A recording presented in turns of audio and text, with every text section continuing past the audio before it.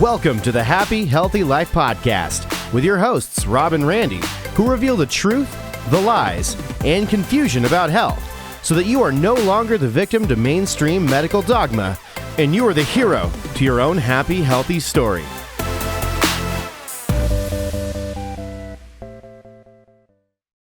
What if the reason you haven't been able to lose weight has absolutely nothing to do with willpower, your discipline, or even counting calories, but it has everything to do with a broken metabolism? Yeah, and what if instead of obsessing over the number on the scale, the real key was becoming a metabolism master, someone who understands how to work with their body instead of fighting against it? So today we're going to show you the 5 secrets of metabolism masters, people who don't chase weight loss.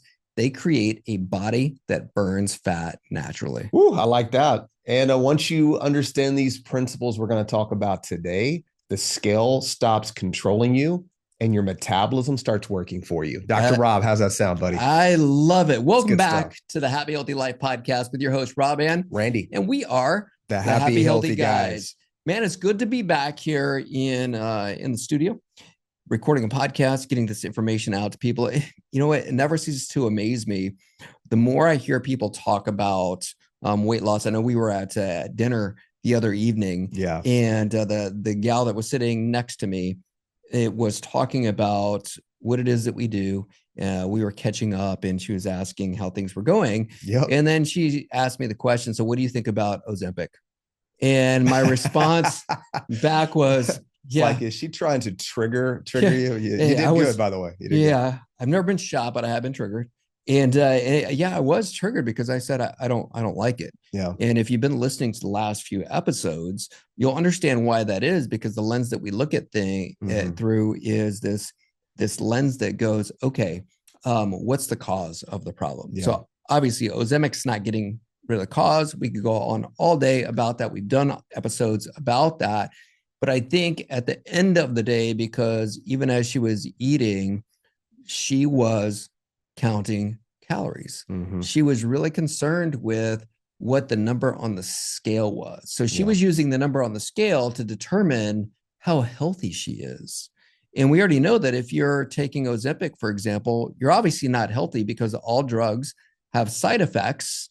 And so that's not a good thing. All drugs are toxic to the body. And so we can't rely on a number on the scale to determine whether you're healthy or you're sick. There are thin people that die all the time because of heart attacks, because of cancer. I wasn't overweight when I got my, late stage cancer diagnosis 15 years ago. And it goes back to asking the right questions. Because when you're asking, how do I lose weight? Then you fall right back into that calorie prison. We call it that caloric chateau d'if, where literally your whole world revolves around, regulating caloric intake. And Ozempic is just taking advantage of all the same lies that everybody's bought, because ultimately losing weight versus healing your metabolism, really everything that you do, you become unhealthier. And that is never the goal. So the goal isn't to lose weight to get healthy. The goal is to get healthy in order to lose the weight and be at a healthy weight. Yeah. So that really then exactly what you said is the first secret to metabolism masters. Their goal isn't the number on the scale. Okay. Now the numbers on the scale, that can be able to allow you to know how you're doing as you are healing your body's metabolism. Sure. However, the goal to determine whether you're healthier or you're not, or metabolically healthy, isn't the number on the scale. That is the wrong goal. Yeah. Being healthy is absolutely the right goal. Yeah, it's just like managing a biomarker medically. They like to, silo markers and raise or lower or control biomarkers, irrespective of the actual health of the person, versus, you don't want to treat a condition. You want to treat the person who has the condition. Sure. And really, when you really gauge your level of health only off weight, like you said, it is very dangerous. It's very frustrating. And you really can end up getting stuck and not knowing why and really blaming yourself, when ultimately the better thing to think about is maybe something else is potentially going on. So if you are listening and watching and you are that person who's been on the roller coaster of the dieting, you've lost that same 20, 30, 40, 50 pounds. Maybe you are the person who's on the Ozempic, who's on the GLP-1, the semaglutide. Doesn't make you a bad person. right? What did Maria Angelou say? Do the best you can with what you know. And when you know better, do better. And that's really what we're wanting to talk about today. How do you maybe look at this differently, ask better questions, and have a better strategy? Because ultimately, if what you were doing was working, then it would be working. And you probably wouldn't be looking for answers or maybe even listening to us today. Yeah. And I think about it, it's very similar to, as we're talking about this, is very similar, for example, to how you would manage your wealth. Mm-hmm. You can't manage your wealth based on just the number in your bank account, because that could be gone tomorrow. Yeah. Really? Yeah. You should manage it based on what are your daily habits? Mm-hmm. What are your weekly habits? What are your monthly habits? What are your annual habits? If we manage how we're doing as a company just based on what was there in the bank today, it could be gone tomorrow if we didn't have a strategy and we didn't have habits that we were doing on a repetitive basis. Even like doing this podcast right here, right? We're consistently doing this. It's one of our habits, right? It's one of our rituals. So let's talk about what these rituals are as a metabolism master. Let's dive into this and what that is. And so I think really secret number one of a metabolism master, and this is what we train our folks on, people that work with us one-on-one and go through our metabolism program, they know what a metabolic thermostat is. And if you've ever heard us come speak to you, you've heard of this metabolic thermostat. I feel like we're the ones that have trademarked this. We should trademark. I've never heard anybody talk about it. Maybe they did. I've just never heard it, or at least not. If I've heard it, it wasn't articulated this way for sure. Because I think the way we've really used this metaphor can really maybe bring clarity on why people can get stuck. Because obviously a thermostat, everybody understands that concept. Yeah. What is it? Yeah, well, obviously, we have one here. I don't know what it's set on. Usually control the thermostat in here. Oh my if we're going gosh, to be honest, you have a level of control. Super cold or super hot back here. I'm always messing with that. I'm either taking clothes off or putting clothes on. I'll let you handle that. Ideally, I want it to be at, and I'm not saying this as a reference. It's not a sexual reference, but I do like my home and the office to be set at 69. That's my temperature. Y'all don't get that twisted and start thinking weird thoughts. That's the number. Yeah, 60. Okay, 69. And I usually go 68 or 70, but we'll go with 69. It's a good number. But the thing about a thermostat is you actually are able to set it where you want to set it, and then it's going to stay there, not irregardless, like our fathers used to say, but regardless of what's going on the outside. It versus, right? We both realize our dad had a whole conversation about irregardless. Like, I don't think that's correct, but anyway. Regardless. Yes. But versus a thermometer. So a thermostat sets the temperature in the room. Yeah. A thermometer reads the temperature in the room. And most people trying to lose weight, they're acting and behaving like a thermometer. They're reacting to all of the information and the things and the strategies and the calories and the scale. And they're reacting to all of those things versus putting themselves back in pole position and being in control and going, no, I'm going to recalibrate and set my thermostat so I get a very predictable result. And I no longer am being reactive. I'm no longer a victim. I'm back in control of my destiny and in my journey. And the thermostat, just like you have in your home or in your office, we have one internally, Dr. Rob. Mm-hmm. And it really does set where our weight stays.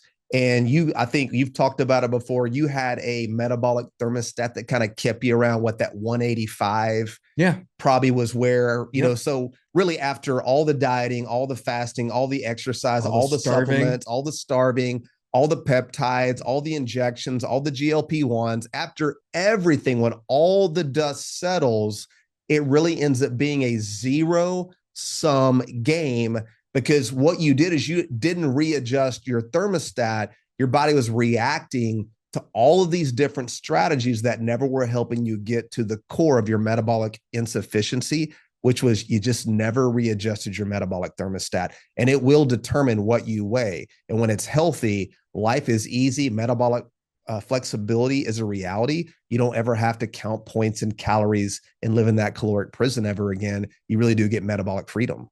Yeah. And oh my gosh, metabolic freedom is really where it's at.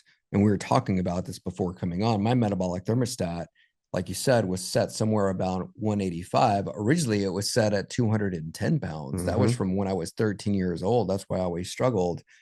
To date, my metabolic thermostat is set between 146 and 148 pounds. And so I had, which is really remarkable, by the way, because we've been best friends for over 20 years. Knowing as much as I know about you, it's so incredible to see how you do have, I mean, you ultimately really do have metabolic freedom, and you're not a prisoner to your genetics or perfection or your age. It's really remarkable to see. So much fun because I get to have dessert. In fact, I had dessert last night. I had one of the desserts from one of the new desserts from over at Go Organic Eats. Ooh. And shout out to those guys. Shout out to them, to Dorothy, Simon, Nina, Alex, everybody over there. And Simon had said, "Hey, you got to try this." Okay. So I tried it last night, and it was absolutely. You going to tell delicious. us what it is? You're just going to leave us hanging? Yeah, it was a yogurt parfait that they have. Okay. Now that's unbelievable. It was so good and satisfied my sweet, not tooth, but teeth. Right. And but I can eat those things and I don't have to worry about waking up the next day and just feeling, number one, feeling like crap. And if I was going to look at the scale to be able to see and make sure my thermostat was still within range, I don't have to worry about it ever going up. Yeah. And so you don't have the guilt. You get the pleasure with no guilt. How much fun is that, right? So that's a lot of fun. So so that right there. Secret number one is a metabolism master knows how to be able to control their metabolic thermostat. And or if you've gone through our program, you've reset the metabolic thermostat like I was just talking about for myself. And so the second secret that these metabolism masters know is they know how to master the seesaw. Dr. Randy, what is the seesaw? Yeah, this metaphor is, we use it a lot in our business where we talk about how, right, how when things are going great on one side, then all of a sudden that gives the company permission to tank on the other side. And it's almost like as one area grows, the other area shrinks, and it keeps going back and forth. We're going to actually use this metabolically speaking in a different context. But really, if you're just starting out and you really want to start making metabolic changes, it's really very simple if you just wanted to break this down and start looking at it from a seesaw perspective, where the fulcrum of the seesaw would really just, let's call that your protein. And everybody should know what protein is. You want to source quality protein. Obviously, ruminant animals are our favorite: beef and lamb and buffalo and bison and deer and elk, but obviously chicken and eggs and milk. These are all great sources of protein. And that's really the fulcrum of your dietary, quote, pyramid that they have laid out for us, which, by the way, our ancestors, I don't know that they had a dietary pyramid and they weren't overweight or sick. I digress. But if you were going to start somewhere, start with picking a great quality source of protein when you eat. And then the seesaw is, now we're going to pick our energy source. So your protein is your structure, your foundation, your repair, your body's ability to detox. And now you're going to give your body the nutrients that are going to give you the energy, which can come from glucose or fat. So carbohydrates or fats. And both are great sources. They work different ways. Glucose is a little easier to access and has a different role potentially in the body, with how our body actually repairs, how it actually under stress can really help support the thyroid, the gut, hormones, brain health. Yeah. And then brain, because obviously the brain needs glucose. If you don't eat it, your body's got to make it. Then obviously our body, our brain, our cholesterol, our nervous system, our cellular, matrix is all made of healthy fats. And so you want to give your body the backbone for these hormones, but they're great energy sources. And fat a lot of times gets stored and can be tapped into later when you're metabolically healthy. So what I would say is pick the protein as your fulcrum. And then it's just the Randall cycle in the literature where your body. Cool. They named it after you. They named it after me. It's the Randall cycle, guys. So I didn't want to plug that, but thank you for the. Absolutely. Thank you for calling that out. Famous. I'm very famous. I don't want to talk about it. Get embarrassed. So now pick a great energy source. And so if you're just starting out, pick the protein. And then if you're going to eat carbohydrates, enjoy those real carbohydrates, things that you can enjoy. Pick ripe fruit, raw honey, maple syrup, fresh fruit juices, potatoes, rice, vegetables. Pick real food that are easy to break down and digest. Use that as your energy source. And if you're going to go higher carb, just go lower on the fat. So that seesaw is the carbs would go up and the fat would go down. Reason being is those two energy sources will compete in the Krebs cycle, where our body's going to now create and move energy throughout the body in charge, which is a big important thing. You want to have movable, energy you can tap into. So go higher carb, lower fat. And then if you want to move the fat up, then what the seesaw would do is as your fat is going up on the other side, now you'd bring your carbohydrate down. So if you're going to eat higher fat, then lower the carbohydrate. So you're really, you're choosing a main energy source, focusing on it as you lower the other one, and then you're giving your body the foundational protein. So moderate protein, pick an energy source, go higher on one, lower on the other. That's a great place to start it and think about it in your head. What would I eat?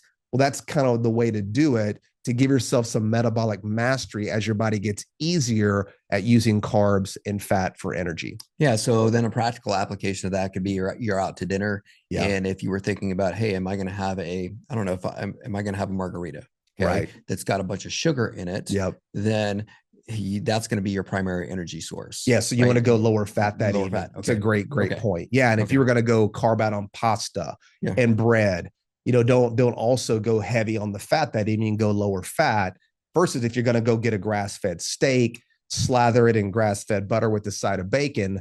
Yeah. And maybe some broccolini, you're going lower carb, higher fat. That's also going to work as well. And to remember, your body's really more carb sensitive after weight and resistance training and in the mornings because of our hormones and cortisol. And then in the evenings is maybe a better time to go on the lower carbohydrate side, higher fat. So you can play around with that, see how you do. It doesn't have to be perfect, but it gives you a framework. Yeah. And I just put this just in disclaimer out there.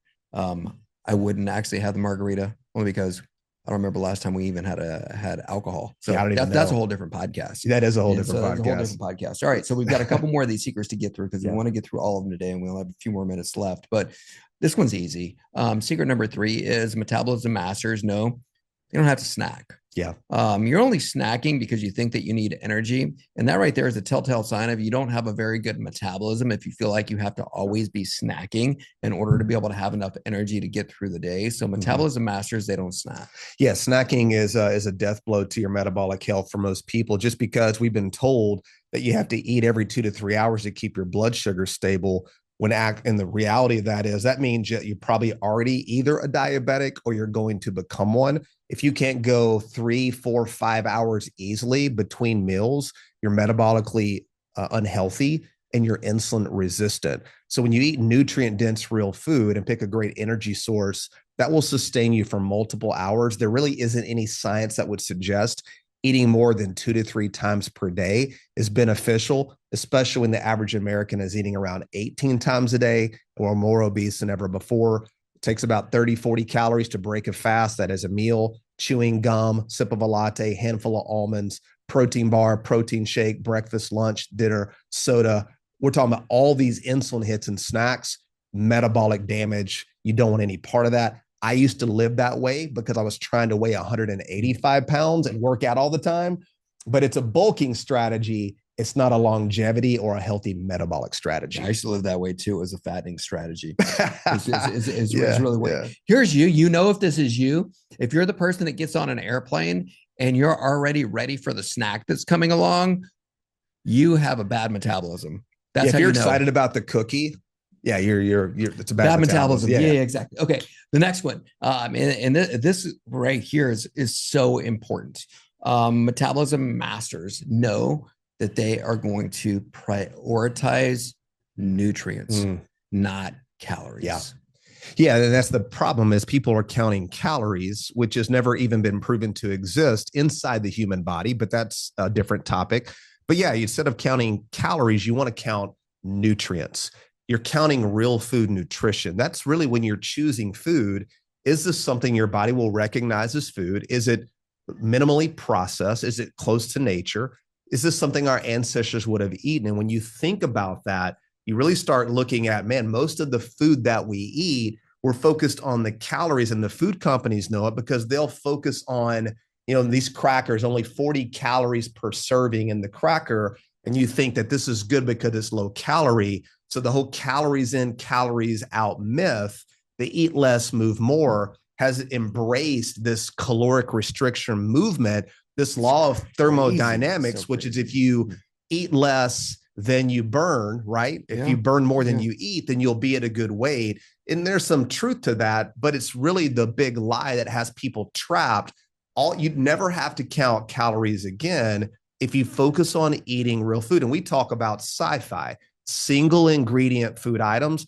I don't know anybody who's overweight who only eats single ingredient food items. I would rather you throw out all your macros and just pick one food that's real and eat that as much as you want, whenever you want it. Let's just say potatoes, right? If you just pick potatoes, how many ingredients are in a potato? That'd be one. That'd be one. If you just ate potatoes, I don't know anybody who would be overweight. Don't worry about the carbs or the protein or the fat or the macros or the nutrients or the calories or the vitamins and the minerals.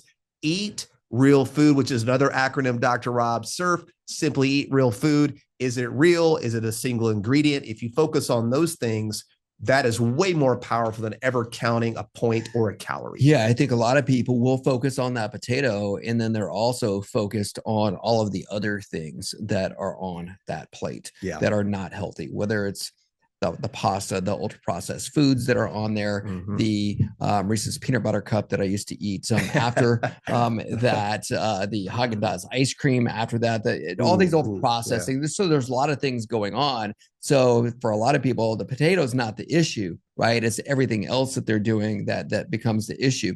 So last but not least, and I think this is my favorite metabolism master, because I love habits. And I love daily rituals. So these are some of the daily rituals that you and I use, but these are also the daily rituals of a metabolism master. And these rituals are also something that I track them. And you may not even know this about me, but I've got something that I started doing. It's called the self-journal.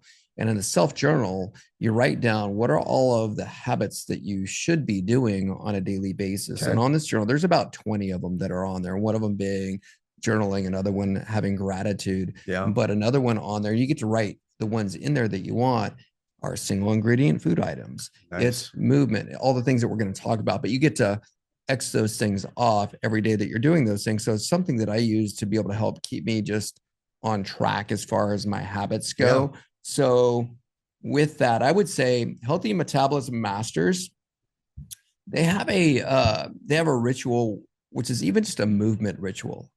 Not for the purpose of burning calories, but just getting the body moving, right? Whether it's walking, or that's the reason I'm barefooted right now. I was going to say, man, you're on brand right now with this earthing thing. Oh, absolutely. As you've got earthing as well. I just got back. I was doing a hot Payo yoga class. I thought I was going to die.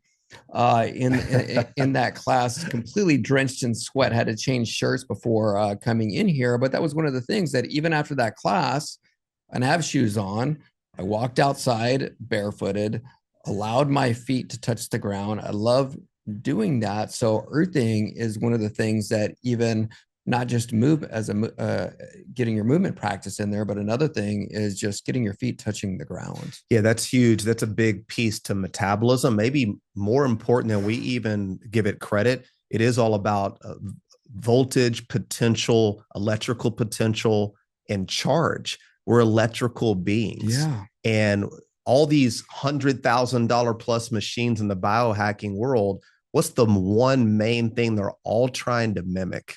They're all trying to mimic God. They're all trying to mimic God, light, sound, frequency, energy. So charge is key. And one of the best things you can do to charge your body is to get your feet on the ground. I talked about even getting, I wear shoes called Grounds. Great name, by the way. Good branding. And they've got a great carbon. Name for a coffee place. Great grounding shoes and coffee. Perfect. Beautiful branding. Smart. I guarantee you, Rory Vaden would be very proud of both of you for sure. A branding expert that I love. But yeah, the charge is key. But those shoes have carbon inserts.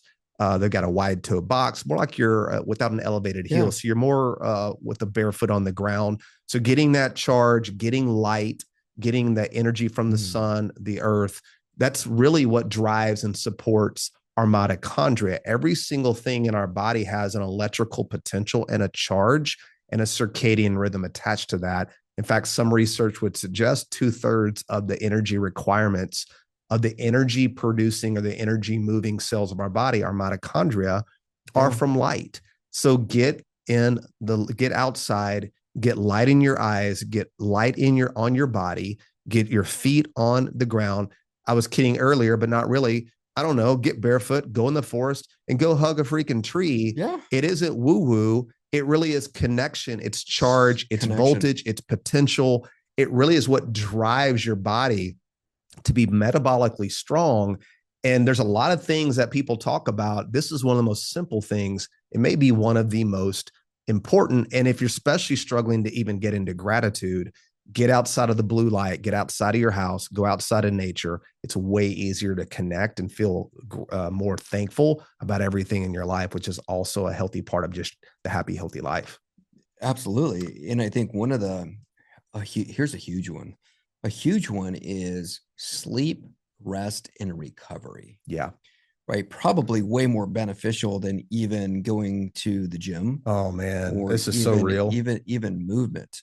I think that when people are doing the burning of the candle at both ends, probably even more so than people who are doing the endless scrolling, and comparing themselves to other people. It's the comparing yourself to other people before you go to bed at night. Oh, and then you can't sleep. Just devastating. But really, I mean, honestly, just not getting adequate rest and allowing your body to rest and recover, that will send your cortisol levels through the roof, which puts your body directly into fat storage, not fat burning. And that will absolutely wreck your metabolism. Yeah, this was one I abused for years back in my 20s and really into my 30s, where I was getting up at 5 a.m., going to the gym.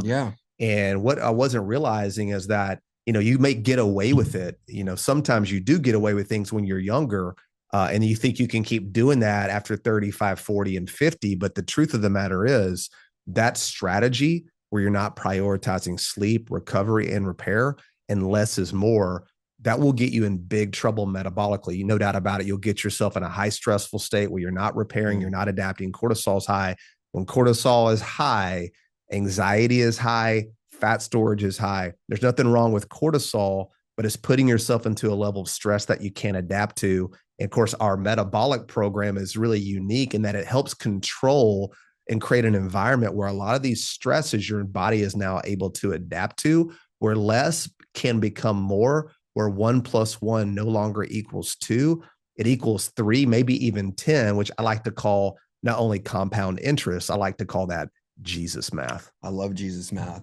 And so speaking of Jesus, I think the last piece in the few minutes that we have left, maybe the most important, I think. And the last piece to Metabolism Masters is they surround themselves with a community of like-minded individuals. You talked about connection, and that's what made me think of this, is really the connection with like-minded people who are doing the same things. They're eating single ingredient food items. They are also metabolism masters who can be able to support you, who can be able to help you, who can be able to share. For example, in our community, in our Facebook page for our group, people are in there sharing recipe ideas. If somebody's struggling with something, then you have somebody go, oh, I just went through that yesterday. Here's what you can be able to do. So really it's community. Yeah. And really, you've got people in our community who know exactly where you are, and they can help you, show you how to get where you want to be. Right. That's the most powerful thing, is if you want to do something, go find somebody who's already done it and then follow and mimic what they're doing. And that's a brilliant strategy. I've used that. I know both of us have in business. I remember coming out in school and even going over to shadow you in your clinic. And I was loving the success you were having. And my only thought was, well, if Rob can do this, then maybe I can be half as good as him. All I have to do is just model what he does. And so it's like, once you know something can be done, model after that person. And that's our community are full of ambassadors, people that are going through the program, have been where you are, and they can help guide you and show you what is possible. Don't ever forget, it is possible. That sometimes the quote is, what sometimes people need a story more than they even need food. What that means is you just need to know that it can be done. And if you know that it can be done, now what that does, it takes you out of a victim mindset and now puts the onus back on you, because you can no longer tell yourself, well, that's impossible, because you've seen it done. Absolutely. That's some real accountability right there. Yeah. So get into our group and let our metabolism Sherpas carry your Mount Everest. So thanks again so much for listening to the Happy Healthy Life podcast. We really hope that this changes the way you think about how you do metabolism, really helps you to be able to be healthier. That truly is our goal and our mission. Thank you for liking the show. Share it with other people. Rate it. Give us a great review on there as well. We thank you so much for doing that. It helps us to be able to help more people live a happier, healthier life. Amen to that.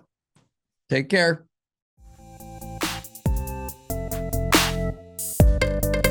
Thanks for listening to the Happy Healthy Life podcast. If you enjoy the show, make sure to follow them on Instagram at the H2 Life or on YouTube and Facebook at the Happy Healthy Guys. Don't forget to like, subscribe, follow, and review the show wherever you listen to podcasts.